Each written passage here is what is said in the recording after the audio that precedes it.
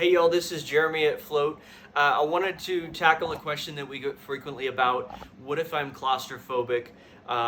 People instinctually feel like floating is not for them if they've struggled with claustrophobia in the past. We actually thought of that when we opened Float in 2016.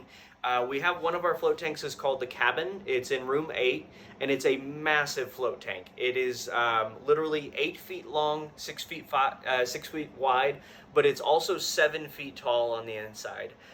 So when you're laying at the bottom on top of the water, you've got 6 feet above you. Actually, you have 7 feet above you. So I know one of the main concerns is whether the float tank is like right on top of you.